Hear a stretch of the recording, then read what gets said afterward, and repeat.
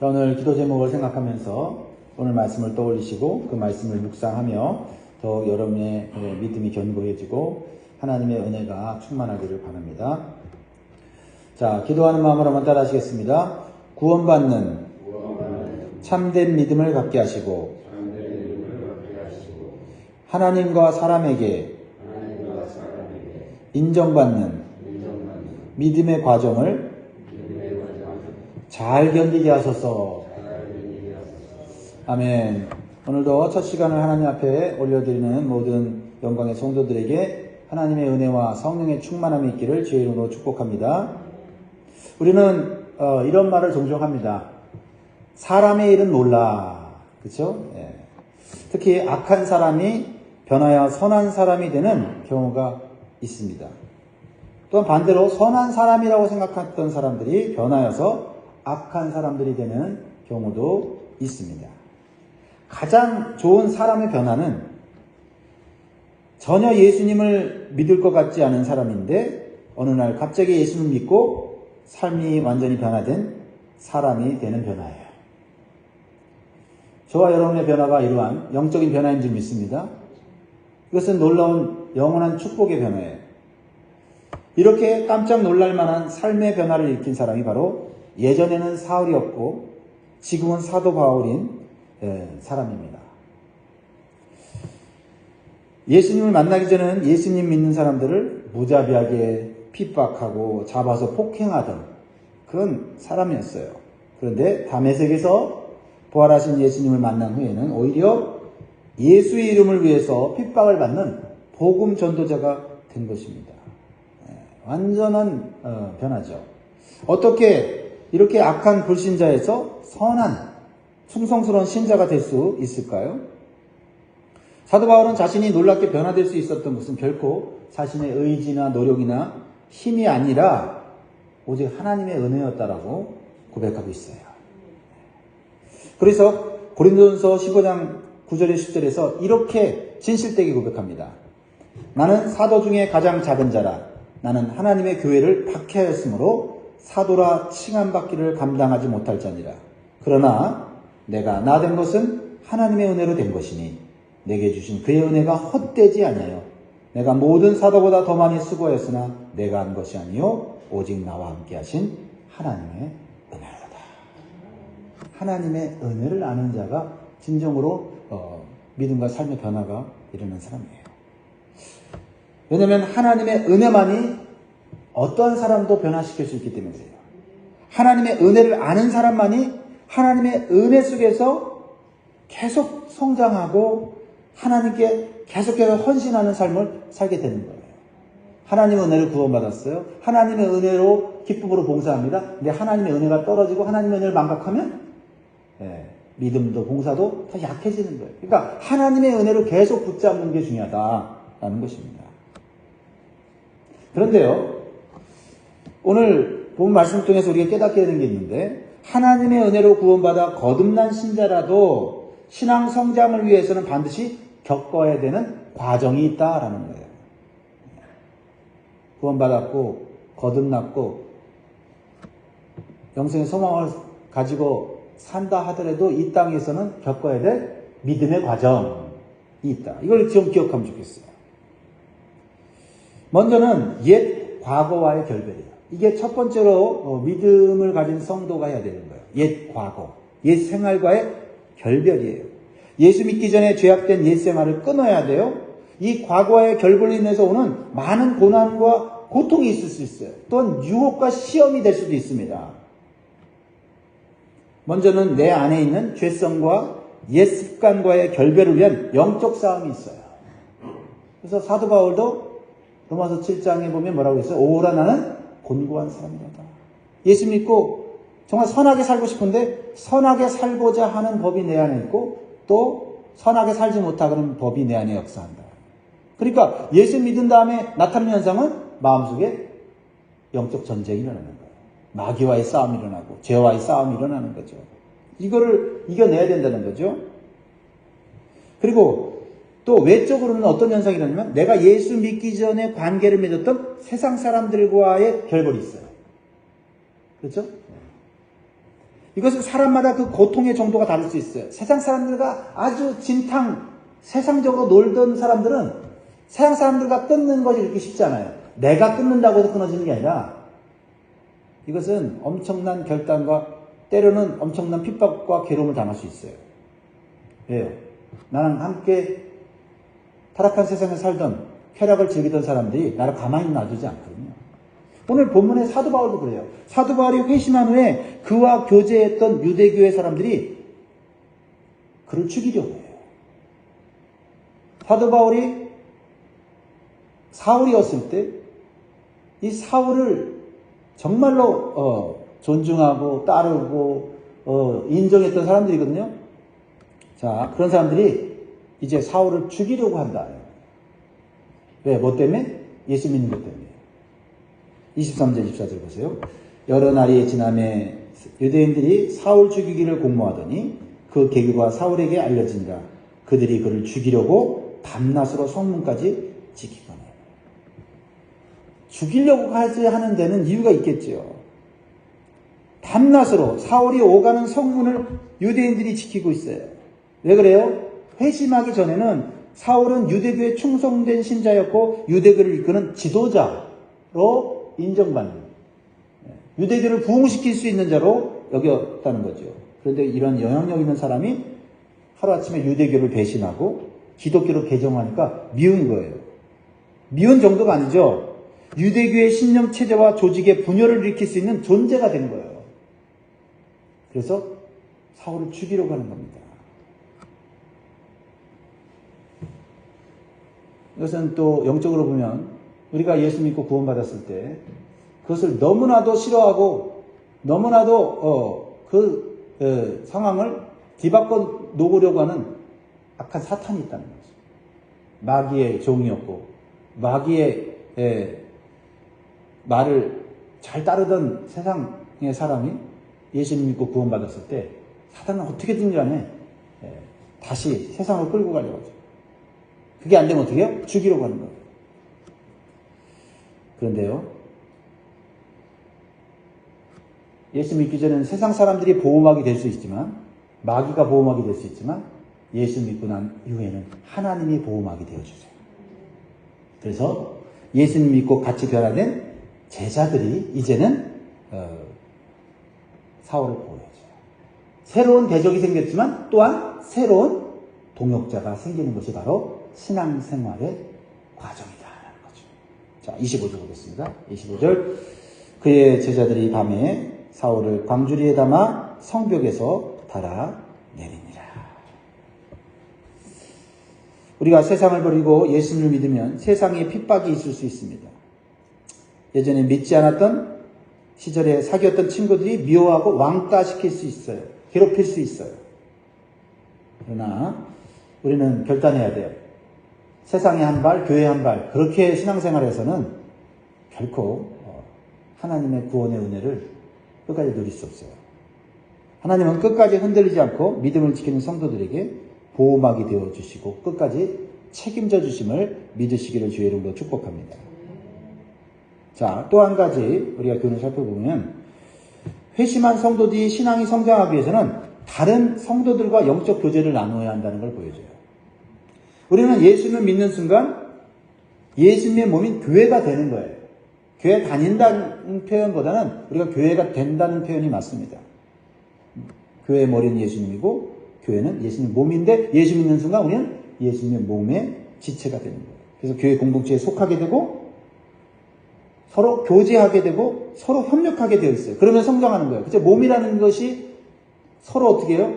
돕고 협력하면서 건강한 몸을 이루고 그 건강한 몸으로 직장도 다니고 사업도 하고 어떤 목표를 이루어가는 거 아니겠어요? 이 그리스도의 몸이라고 하는 이 개념을 우리가 분명히 마음에 새겨야 돼요. 그래서 사도 바울은 알았어요. 그래서 사도 바울은 예루살렘 교회로 올라갑니다. 그리고 다른 제자들과 함께 교제하려고 힘을 썼어요. 이게 올바른 성도의 모습이에요. 예수 믿고 구원받았으면 예배만 드리는 것이 아니라 성도들과 교제하면서 영적인 도전을 주는 것. 이게 코이노니아거든요. 근데 이게 쉬운 게 아니에요. 사도 바울에게도 어려운 문제가 생겼어요. 보세요. 26절 보세요. 사울이 예루살렘에 가서 제자들을 사귀고자 하나 다 두려워하여 그가 제자됨을 믿지 아니하니. 왜 이런 일이 생깁니까? 예루살렘 교회 성도들은요, 여전히 사도 바울을 예전에 그리스도인들을 핍박하던 그런 악한 사울로 여기고 그의 변화를 믿지 않았어요. 그리고 그가 거짓말로 속이는 것은 아닌지 하면서 두려워했습니다. 사실 여러분, 충분히 이런 일이 생길 수 있는 상황이죠. 예. 지금까지 예수 믿는 사람들 잡아 죽이고 감옥에 가졌던 사람이 하루아침에 예수 믿었다고 교회 딱 들어오면 두려워하지 않겠습니까? 그리고 그 사람은 어떻게 믿습니까? 그거는 자연스러운 현상이에요. 그래서 우리가 예수님 믿고 구원받았을지라도 우리는 우리의 삶을 통해서 우리가 참된 믿음을 가진 성도임을 증명해 나가야 되는 과정이 있다는 거죠. 왜냐하면 참된 복음을 받고 믿었다면 우리의 삶은 점점 변화되고 영적으로 성장할 수 있기 때문에 그래요. 그래서 우리가 교회 생활을 하다 보면 이러한 어려운 과정을 반드시 겪어야 합니다.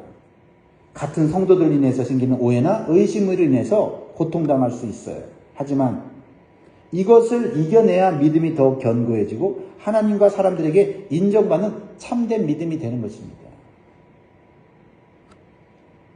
여기에 이미 믿음을 가진 성도들의 도움이 필요하다는 사실을 우리는 기억해야 되겠어요.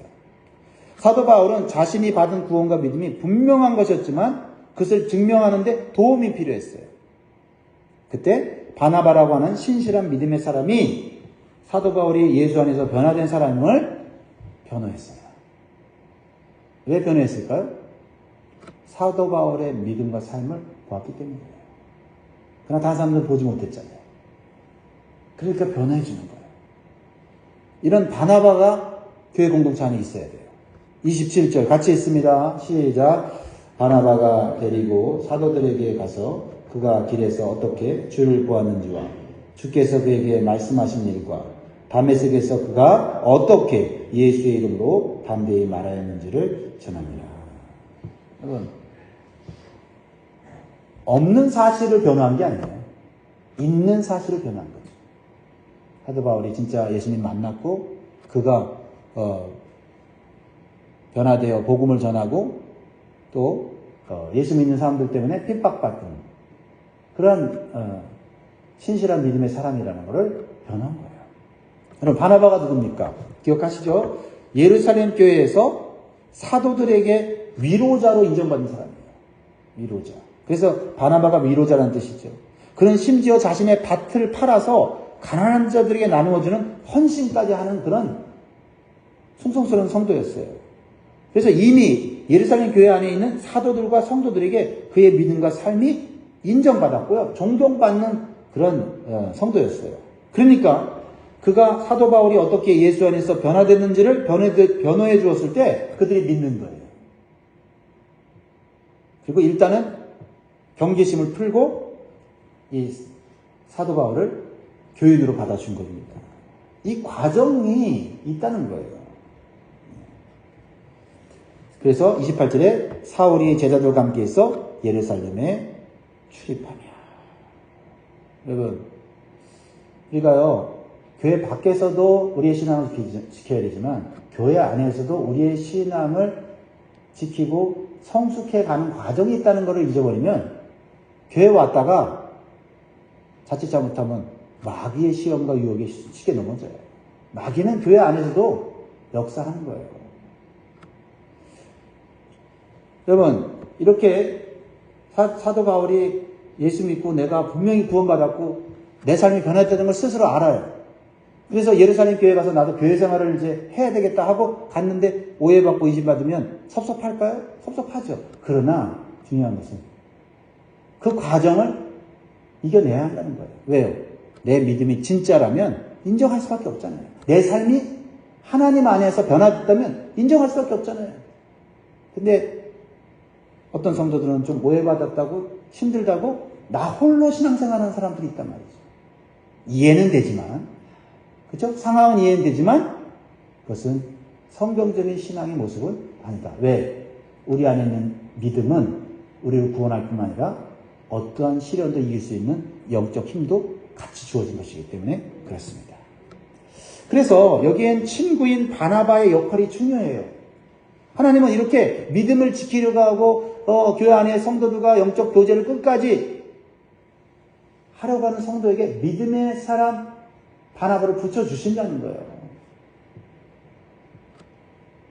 그래서 우리는요, 스스로도 우리의 믿음이 참된 믿음인 것을 계속해서 경건한 삶으로 보여주는 삶을 힘써야 돼요.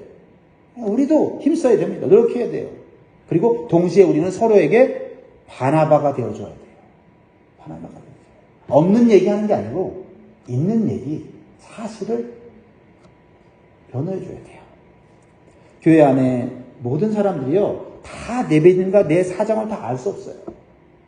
그 내 사정 다 안다고 생각하는 거, 그 욕심입니다. 어떻게 알아요? 나도 다 가는 교인들 사정 모르는데, 오직 어쩌다 한 번 와서 내 사정, 내 형편 못 알아준다고 섭섭해 한다면, 그게 어찌 참된 믿음을 이루는 과정이 되겠습니까? 먼저는 하나님 안에서 내 믿음이 견고히 서야 돼요. 하나님의 은혜로 우리가 믿음이 자라나야 돼요. 그것만으로도 우리가 위로받고 만족할 수 있어야 돼요. 그러나 하나님이 예수의 몸인 공동체에 머물게 하셨다는 사실을 믿고 우리의 믿음과 삶을 증명해가는 과정이 사도 바울처럼 필요하다라는 거죠. 그렇죠? 좀 오해가 있고 힘든 일이 생겨도 주님의 몸된 교회 안에서 영적 교제를 나누기를 포기해서는 안 된다. 왜? 그것이 주님이 원하시는 거고 주님의 몸을 건강하게 만드는 일이기 때문에 그렇다. 자, 사도 바울은 이러한 오해와 의심 속에서 자신의 믿음과 삶을 증명해요. 그것은 뭐예요? 바로 복음을 적극적으로 전하는 거예요. 복음을 적극적으로 전하는 거 보면서 예루살렘 교회 성도들은 사도 바울을 인정하기 시작했어요. 아, 저 사람 진짜 변화된 사람 맞네. 말로만 변화된 게 아니네. 저 사람 정말 삶 속에서 한 영혼이라도 구원하려고 애쓰는 걸 보니 진짜 구원받은 사람, 믿음의 사람 맞네. 됐습니다. 29절, 30절 보세요. 사도 바울은 복음을 전함으로 핍박을 받아요. 그러나 핍박을 받지만 또 성도들이 도와줘요. 29절, 30절. 같이 있습니다. 시작. 또 주 예수의 이름으로 반대히 말하고 헬라파 유대인들과 함께 말하며 변론하니 그 사람들이 죽이려고 힘쓰거늘 형제들이 알고 가이사라로 데리고 내려가서 다소로 보내니라. 여러분, 우리는 이러한 사도 바울의 믿음의 자세를 배워야 합니다. 사도 바울이 처음부터 그 신앙과 삶이 교회 안에서 인정받은 게 아니에요. 회심한 후에는 유대교 사람들한테 핍박을 받았고요. 그리고 교회 안에서는 성도들에게 오해와 의심을 받았어요. 근데 사도 바울이 가진 믿음이 참 믿음이었기 때문에 흔들리지 않았다는 거예요. 중요한 건 내 믿음이 참된 믿음인지를 확인하시기를 바랍니다. 구원받은 믿음인 것을 확인하시기 바라요. 그러면 우리는요, 사람이 어찌하지 못해요. 내 믿음 뺏지 못합니다. 그러니까 바나바라는 믿음의 친구도 하나님께서 붙여주시는 거예요. 결국은 성도들이 그를 형제처럼 대우해주고 그를 보호해주고 사랑하게 된 거예요. 그렇죠? 30절 보세요. 형제들이라고 말이 바뀐 게 보이세요? 형제들. 이렇게 믿음을 짓고 예수의 복음을 전하는 성도들에게는 성령께서 위로해 주시고 부흥과 축복을 주시는 거예요. 이 과정을 이겨내지 못하면 항상 우리는요, 신앙이 그 자리에 머물러 있거나 침체되게 돼 있어요. 우리 교회를 보면서 하나님께 감사와 영광을 올려드려요. 제가 처음에 왔을 때는 참 성도들 중에는 한 3년을 못 견디고 좀 어려운 일 있으면 미국 교회 간다는 사람들이 얼마나 많은지 몰라요. 한 10년째 그런 현상들이 일어나는데 지금은 거의 없어요. 그렇지 않습니까? 미국 교회 갔다가 한 3년 있으면은 또 거기서도 또 문제가 생겨서 또 한국 교회로 돌아오고 왔다 갔다 하면서 신앙생활 하는 사람들은 믿음이 안 자라요. 여태. 그런데 뭐 한두 번 옮길 수 있겠죠. 힘들어서. 그런데 그 이후로 한 교회에 정착해서 어려운 일이 있어도 힘든 일이 있어도 견디면 결국 그 신앙과 삶이 인정받아 사랑받게 되고 존경받게 되고 그리고 하나님께 영광 돌리는 그런 삶을 살게 되더라는 거예요. 여러분, 이 믿음의 과정을 잘 이겨내시기를 주의 이름으로 축복합니다. 31절 그리하여 온 유대와 갈릴리와 사마리아 교회가 평안하여 든든히 서가고 주를 경외함과 성령의 위로로 진행하여 수가 더 많아지니라. 할렐루야. 여러분, 반드시 이러한 부흥과 축복의 결과를 누리시기 바라요. 믿음의 과정 속에 힘든 일이 있어요. 오해 있어요. 의심이 있어요. 얼마든지 또 핑계대고 우리는 나 홀로 신앙생활 할 수 있어요. 그러나 그것은 하나님 기뻐하는 일이 아니고 그것은 마귀가 기뻐할 일이라는 거죠. 그렇습니다. 고난과 핍박 없이 세워지는 교회는 없어요. 고난과 고통 없이 성장하는 성도도 없습니다. 중요한 것은 내가 참된 믿음을 가졌느냐, 구원받은 믿음을 가졌느냐라는 거예요. 그렇다면 뒤로 물러나지 말아야 돼요. 잠시 쓰러질 수는 있어도 다시 일어나게 되는 것이 구원받은 믿음을 가진 성도인 줄 믿습니다. 히브리서 10장 38절에 39절에 보면 나의 의인은 믿음으로 말미암아 살리라. 또한 뒤로 물러가면 내 마음이 그를 기뻐하지 아니하리라 하셨느니라. 우리는 뒤로 물러가 멸망할 자가 아니요 오직 영혼을 구원함에 이르는 믿음을 가진 자니라. 이 말씀 암기하십시오.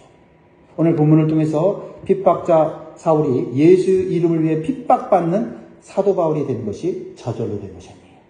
하나님의 은혜가 있었지만 거기에는 반드시 겪어야 하는 믿음의 과정이 있었음을 기억하시고 오늘도 그 믿음의 여정을 따라 말씀과 기도로 승리하시기를 주의 이름으로 축복합니다. 기도하겠습니다.